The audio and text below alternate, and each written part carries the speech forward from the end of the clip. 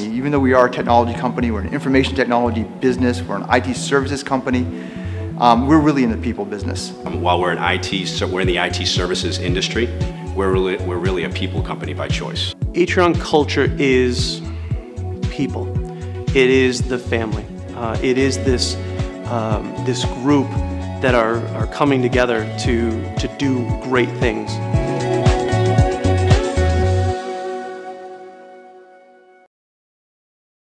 The following special program is brought to you by Atrion IT Technology, Rhode Island College, Cardi's Furniture, and the Arpin Group. I'm Peter Arpin for Renewable Now, and I want you to stop and think about all of our local industries that depend on a healthy ocean, healthy rivers, and clean water for their survival. Can you name them all? How are we doing in protecting water as our most valuable resource? As you will find out listening to today's guest, Susan Farady, Roger Williams University, Seth Handy, Handy Law, and Ben Riggs, speaker and entrepreneur, the answer is mixed.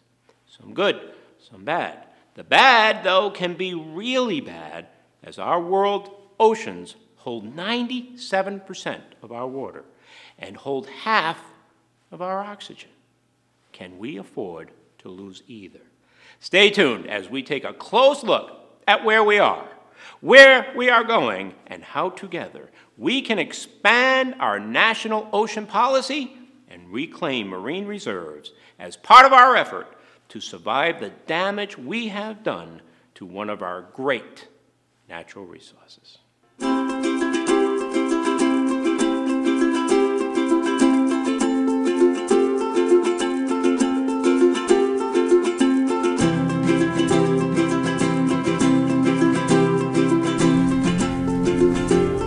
Welcome back to Renewable Now. We are here at the International Tennis Hall of Fame in Newport, Rhode Island. I am here with Ben Riggs, and Ben, in a minute you're going to give your background, which is very varied. I'm very impressed. You, Susan Farady, Director of the Marine Affairs Rhode Island Sea Grant Legal Program and Faculty at Roger Williams University. I want to see you put that on a business card. I can talk fast. All right. Faster than me, probably, right? And Seth Handy, Handy Law, one of the great environmental lawyers here in Rhode Island, and one of my terrific co-hosts on the radio side. First time on TV. Do we put some makeup on you? Didn't get that yet. You can probably tell. Thank you for being with us, Seth. Ben, tell us a little bit about your background. Well, the first half of my career, my first career was in the Navy. I was a naval aviator and aircraft carrier base. Good. We did an earlier segment with the Naval War College. We did. We know those guys. And I did that for 8 years, spent another 15 or so in the Naval Reserve, and developed a second career in manufacturing. I was a CEO of 4 different manufacturing companies. A couple of them were international conglomerates. And I noticed you had done a presentation, very nice presentation, over at Salve, Virginia, which you shared with us. Well, one of the things that I did when we came to Rhode Island was I tried to semi-retire a little bit. So I did get involved in sailing, which is the most important part of my background, is I sail. So if we're talking about energy, I use wind. And the use of the oceans? Use of the ocean, use of wind and all that. But I did get involved quite a bit with Salve Regina, and I chair the curriculum committee for our Circle of Scholars there, and I do teach some courses there, and some involve state of the oceans, globalization, world population, that kind of thing. We're going to talk about that. Susan, tell us a little bit about your role over at Roger Williams. Sure. I run the Marine Affairs Institute, which is at the law school at Roger Williams University. And I'm also the director of the Rhode Island Sea Grant Legal Program, which is a different yet related entity, and adjunct faculty there. Roger Williams University School of Law is the only law school in the state, but our claim to fame at the Marine Affairs Institute is we're one of 5 law schools in the country that really specializes in ocean and coastal law. Terrific. So we're in a great place in the ocean state to focus on those issues. I want to see, with 3 great experts here, I want to see if we can get a little bit of a consensus as to what do you see as the major problems being faced by our oceans today? We'll start with you. Well, I think we all learned in school that that the forests and the trees create half the oxygen we breathe and trap half of the carbon in the atmosphere. But a lot of people aren't taught that the ocean does the other half. In fact, the ocean is even more important because it not only creates oxygen and traps carbon, but it also creates the water cycle that helps to feed the land, the agriculture, the trees, and so forth, as well as a lot of other things in the ecosystem. And in one of your slides that I saw, I think it was 97% of the water is encapsulated, is it, in the ocean side? Well, or? 97% is water, 3/4 of the Earth's surface is covered by it. You yeah. usually hear the 3/4 number, but there's a lot of water out there. Yeah. And it's extremely important, and I think it doesn't get a lot of attention. What about you? I think the two major challenges facing ocean environments these days are increasing uses and demands by us, and that's what people do. That's what we've done on land for centuries and generations, and that's what's happening out in the oceans. It's not the wild blue endless yonder out there anymore. And the second really very rapidly emerging threat is the impacts of climate change. Increasing sea level rise, melting Arctic ice cap, warming sea temperatures, increasing ocean acidification, and there's really a cascade of effects both on the creatures in the ocean and those of us that live on the coastline. There's a lot of coordination, I guess, right, on a federal and a state level. And Seth, we on the radio side will reach out, we'll talk to kind of coastal resources and DEM, but is their role more just, Seth, the coastal part of it, and as it relates to the federal side and the ocean management, that's where kind of the federal government's. How do you see, Seth, the coordination and the kind of the management of the oceans and the coastal resources? Yeah, well, I mean, I guess I'll start by saying that it's one of the challenges is that the ocean is out there. It's much harder to police. I mean, the environment is hard enough to police, and it's almost right in front of us. The ocean, things like fisheries management, the enforcement of federal law is a challenge. And there is some enforcement that goes on with DEM around fisheries laws, around protection obviously on the land side, runoff from industrial facilities. Stormwater is a big issue, non-point source pollution, which for a long time we were good at regulating at the end of the pipe, but we weren't paying much attention to less concentrated forms of pollution, and now that's become a big focus. Because we're really starting to understand the economic impact, right, which is one of the things we really want to talk about today, is the economic impact, not only on a place like Newport, but the state. Susan, you had mentioned a couple of things, Northeast Regional Ocean Council, and can you explain to me a little bit about what that is and what the role is? Well, just springing off of what Seth brought up, management and whether it's for use or protection or whatever balance that you want to strike there of coastal environments in the ocean is so complex because of some of those jurisdictional issues that Seth mentioned. So, the land flows into the ocean and coastal environments flow into ocean environments. So you have a very complex array of local regulations, state regulations, and federal regulations. And then within that, it's not as though you have one federal ocean agency. You have different agencies that are in charge of air and water quality, different agencies in charge of offshore oil and gas drilling, and different agencies in charge of fisheries and aquaculture. And that's just at the federal side. So we've known this for quite a while. There have been a number of national commissions that have studied this and said, we have kind of a mess in terms of how we manage oceans and coastal resources. So 2 years ago, the president signed an executive order creating a national ocean policy. We've never had one before. Now hold on, we got to go to break, but let's talk about that when we come back. Give us a minute.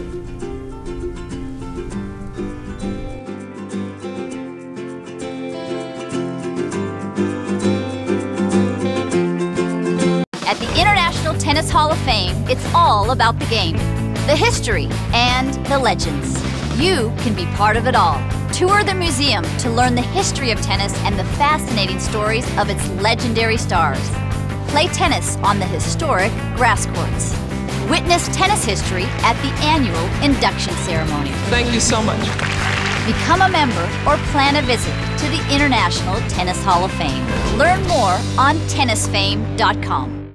Cardi's is focused to give you a better night's sleep. By working with those who have the same goal. Like our nation's most recognized sleep specialist, Dr. Bruce. Hi, I'm Dr. Michael Bruce. I'm here at Cardi's personally training Nairobi's team to assess your sleep habits and needs, focusing on my 4 tenets of better sleep: thermoneutrality, balance of pressure, complete relaxation, and tranquil sleep, all of which will help you get a better night's rest. Enjoy an introductory free Dr. Bruce box spring, Cardi's Furniture.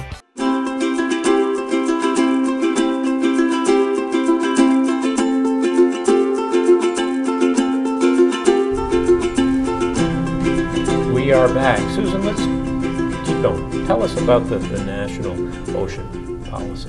Sure. Well, the president signed this into executive order, and it's trying to create a more cohesive way for agencies to work together to help stakeholders work within management more effectively, so that people don't have to go to a number of different agencies to get a decision on whether an activity is permitted or not. So it's executive order. It doesn't overturn any existing laws, but it does, put a pretty strong message out there to the federal agencies that they should work better together. And what we're seeing here at the regional level is one of the very first regional planning bodies in the country, right here in New England, and springing off of some really cutting-edge work that happened in Rhode Island to do some ocean planning to help make some better decisions about how to site a new activity like offshore wind. Could you tell us how do you think this relates to what is happening, and certainly anybody can jump in internationally, and is that new policy putting us on an even playing field? Is it helping us to catch up? I mean, how do we stand in relationship to the rest of the world? Well, we don't live and work in a vacuum. We have a globalized economy, and because of that, things that we do by ourselves don't necessarily have an intended consequence. For example, if we do offshore wind, and it costs an extra $500 million for electricity because of that, the question then becomes, have we made our environment cleaner, or have we just transferred more jobs to China, where for every product they produce 10 times as much pollution as we would if we made it in Fall River. And I thought I saw even in one of your slides when you did a presentation, you talked about there can be environmental consequences to even some of the investments in renewables, as an example. Well, I'm a sailor, so when I first looked at wind, I thought, what a great idea, the wind's blowing, let's take advantage of it. And then when the issue came about putting it in the ocean, which creates a whole lot of unknown effects because we don't have a lot of experience putting these things in the ocean. They do it in Europe, but they haven't been very successful over the long haul. I looked at, okay, how much are we really saving in terms of fuel and carbon? The only real test that we had in the United States was in Texas, where they have 2,300 windmills in a grid which is within the state of Texas, unlike ours, which is New England. And they did a study on that in which they showed that actually they were burning more fossil fuel and putting more carbon into the atmosphere instead of less, which is because when you try to keep up with an intermittent source of energy, like wind, which is intermittent and unreliable, you have to constantly throttle your conventional plants up and down. And because of that, it's like driving your car in traffic. What happens to your gas mileage and your emissions? And the Irish did a study that came to similar results, and the Danish did as well. They actually had a slight improvement, but it was much smaller than they expected. So if you look at the job transfer that could take place to a country like, for example, China, which put 10 billion tons of carbon into the atmosphere, #1 in the world last year compared to us, that's not really the intended consequence that we have. So we have to be careful what we do. And you're right, and Seth, we go through this all the time trying to look at the investment and the return, but what's the trade-off? And ultimately, are we moving ahead? One of the questions, though, in kind of following up on what Ben was talking about is really, there's a lot of industries that share and depend on the ocean. Do you start to worry, and I want to talk to you after too about laws and kind of their role, but do you start to worry about too much regulation and its impact on those industries and the economy, or do you feel we're getting to a balance? How do you view some of these changes in regulations? I'll speak to it from an academic perspective. Seth probably has another perspective as a practitioner. It's all about the right tool for the job. You know, you don't want to use a machete to give somebody a haircut, and you don't want a pair of haircut scissors when you're out mowing the lawn. So I think what we're seeing in making decisions about coastal and ocean environments, it's not whether you have too much regulations. Do you have the right regulation? Do you have the right forum with the right law asking the right questions and the right people at the table? So there's certainly a lot of issues about the viability of offshore wind, but I think it's a really interesting test case because it's a new industry, it's a new use. We haven't had it before. We had to create a way for it to be regulated by a certain agency within the federal government. So let me ask you this, as it relates to this new ocean policy, national policy, does it hit that sweet spot? Do you think it's over-regulation? Well, how do you view a policy change like that? I think we're struggling to try to find a better fit. You know, the industries are certainly interested in faster permitting, more efficient permitting, and a known quantity, so they can make an intelligent business decision about how to figure out whether they can afford to pursue a facility or not. Stakeholders of all walks of life, whether they're conservationists, whether they're wildlife managers, whether they're sailing enthusiasts, they want to know that an intelligent decision is being made as well. And government wants to reduce costs and have an efficient permitting process as well. So I think it's an evolution, and offshore wind is just kind of an interesting new test case that is forcing that innovation in governments. That's going to be one of the entities, energy, sharing the resources that we have. We will be right back.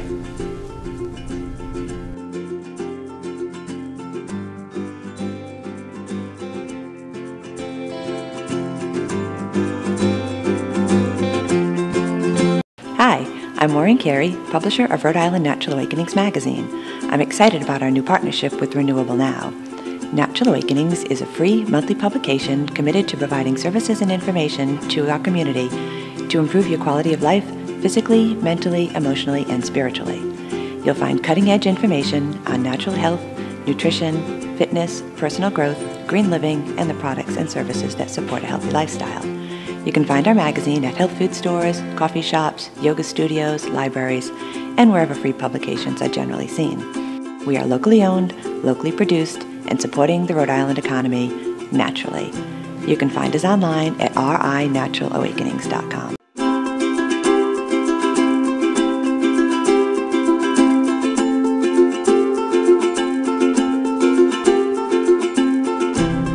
Thanks so much for staying with us. Seth, why don't you answer the question? Well, I think we're having an interesting evolution in policy now towards a more comprehensive planning approach to ocean uses, and so in Rhode Island we have the ocean SAMP that was referenced earlier. That's been an important development in terms of planning comprehensively around all the different demands on the ocean resource and figuring out how to make them all work together. That's a way to get to a more effective regulatory scheme than just doing it haphazardly without having conducted that balance. And I think that we need to look at comprehensive planning in the realm of energy as well. And I have a different view on the impact of wind. I think wind is very important for the climate change. In fact, you've been very involved in energy policy here in this state. I have. It's very important to you, obviously, right? The development of renewables. One thing I want to ask you both real quick, though, is so there's a lot of talk, obviously, about kind of that rising water level and ocean water levels and what it's meaning with the storms. And when you talked about permitting, are we all going to, as an example, have to face a reality to step back from where we're building and where we're constructing? Is there a new reality, and is that one of the fallouts from our prior problems with ocean management and pollution levels and global warming? Or? It's interesting because often insurers are the best source of prediction and in terms of what the risks are and where we stand. And a lot of these coastal properties are having difficulty being insured, which is where the kind of the buck stops. And I think the absence of insurance is going to drive people back. It's going to change the market dynamics. But Susan, what about you? Is it a new reality? Should we be stepping back? Should we be cognizant that that maybe we're putting ourselves constantly in the way of harm? And what are the things you think that could reverse that process at all? We've established the way that we live on our coastline, and we've lived along the coastline in New England for an awful long time, based on conditions as we've known them. Those conditions are changing. This summer we experienced the warmest waters off the Northeast Shelf ever in 150 years of recorded history. The Arctic was experiencing its lowest levels of ice ever. So, I mean, and the science is quite solid on this. This is not changing. This is going to be affecting us. Will Rises it impact in sea level. every industry, do you think, that works with, Absolutely. Okay. Absolutely. I mean, if you have infrastructure and an interest in the coast or access to the coast, you have an interest in it, whether you're a commercial property owner, residential property owner, maritime commerce, sailing, recreation, or retail facility whose parking lot is now flooded 3 and 4 times a year where it never used to be flooded before. So this is the new reality, and I think Seth hit on a great point. I think economics is going to start driving this, not only from the insurance perspective, but from a government perspective. So what I see coming down the point is some very difficult decisions that we as citizens and taxpayers need to make. How often are we going to throw good money after bad if we see communities that are consistently in harm's way? Including potentially a Newport where we sit today. But, absolutely. But you deal with the law a lot, and government regulations. Do they need to step it up? Do you see them intervening with changes in the law that will mitigate this or change some of this or reshape this? Or do you think it's purely economics and people starting to recognize that it's a changing landscape? Well, what I see happening is, and it's not unusual, it's not unique to oceans and climate change, is that we're seeing the most innovation and responsiveness to the impacts of climate change on coastal communities at the municipal and the state level. Those levels of government can operate much more nimbly. I mean, we just have to look at the last election. Climate change did not come out of any candidate's mouth until we had Superstorm Sandy that impacted millions of people, yep. millions of dollars. Yep. And all of a sudden climate change became something that they could talk about. But it's been a very difficult topic to be broached at the federal level. So I think internally agencies are thinking about it at these quiet sort of levels, but we really see a lot of activity at different municipalities and states. Okay. You wanted to talk a little bit about agriculture and what that impact has Well, been. I think we're talking about very valid things, about things that are being done to the ocean directly and trying to do something to protect them that way. But the largest single pollution source to our oceans is agriculture. And the nitrogen fertilizers, pesticides, the livestock being raised with steroids and antibiotics, these are all going into rivers and streams and into the ocean, and they're destroying the ecological balance of the ocean, which is full of little green plankton, which are the equivalent of tree leaves outside, yeah. and which are destroying this very important part of our entire planet's ecology. And the problem with agriculture is, if you say, okay, let's ban all of these things, the price goes up, are we competitive? Okay. The fact is we can do it. We can. That's your sure. opinion, we can. Well, actually, the Department of Agriculture asked Iowa State to do a study on it. It was in the Wall Street Journal a couple of weeks ago, I don't know if you saw it, in which they said, well, can we do away with all these things if we use crop rotation? And what will the cost differences be? And they found that the bottom line of profit was exactly the same, rotating soybeans and corn, instead of using all of these things that are bad for the environment. It's interesting you talk about all, because as you know, Rhode Island, as an example, has had a resurgence in agriculture, but they claim in a lot of cases, and Seth, we've talked to them, where there's, the chemical levels are way down, right? There's more organic farming. So your thing is clearly, even on a mass basis, right, we can afford to do it. We can afford to do it. I saw something about expanding marine reserves. Can you tell me, what does that mean? What would be the impact of something like that? So the concept of marine reserves, it's similar to something like a wilderness area on land. It's the concept that there's a part of the ecosystem that, due to a geographical feature or an ecological function, is really special and was really unique, and we should leave it alone. So it's getting back to Seth's point about the concept of we're talking about, and there's some legal issues with this, but zoning the ocean, right? We do it on land all the time. We wouldn't build a mall in Yellowstone National Park because we made a decision that that place is good for that use, and we use other kinds of land for other kinds of uses. And we haven't been doing that with the ocean. It's been very reactive, not proactive sort of decisions about use.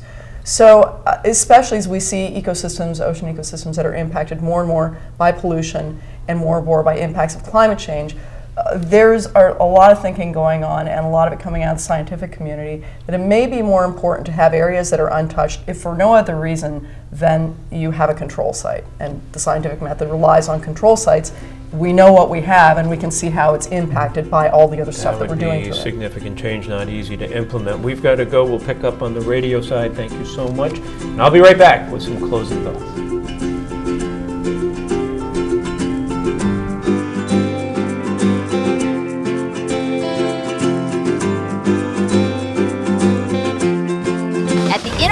Tennis Hall of Fame, it's all about the game, the history, and the legends. You can be part of it all. Tour the museum to learn the history of tennis and the fascinating stories of its legendary stars. Play tennis on the historic grass courts. Witness tennis history at the annual induction ceremony. Thank you so much. Become a member or plan a visit to the International Tennis Hall of Fame. Learn more on tennisfame.com.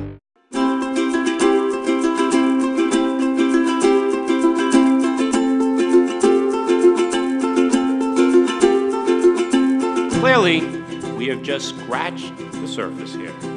In fact, we are so intrigued with this topic and a broader look at the economic impact locally of global warming that next month we will shoot a series of shows on this very topic.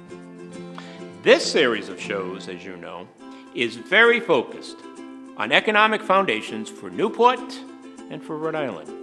And this discussion today hit on some of our key areas and decisions we need to make going forward, such as how will we manage and control access to our coastlines? What coastal resources will we not sacrifice for business expansion?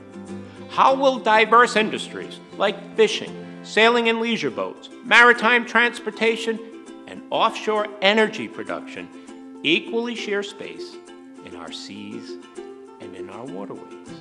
And finally, do we take a huge step, as in Norway, and use our oceans to capture and store carbon and help clean our air?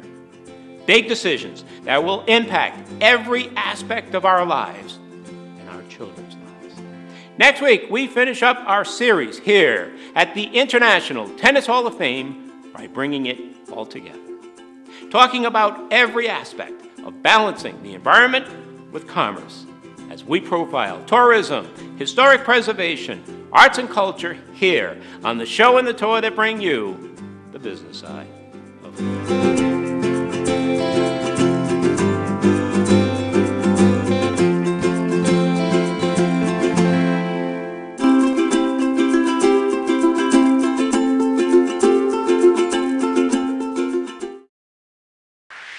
Even though we are a technology company, we're an information technology business, we're an IT services company, we're really in the people business. While we're in the IT services industry, we're really a people company by choice. Atreon culture is people.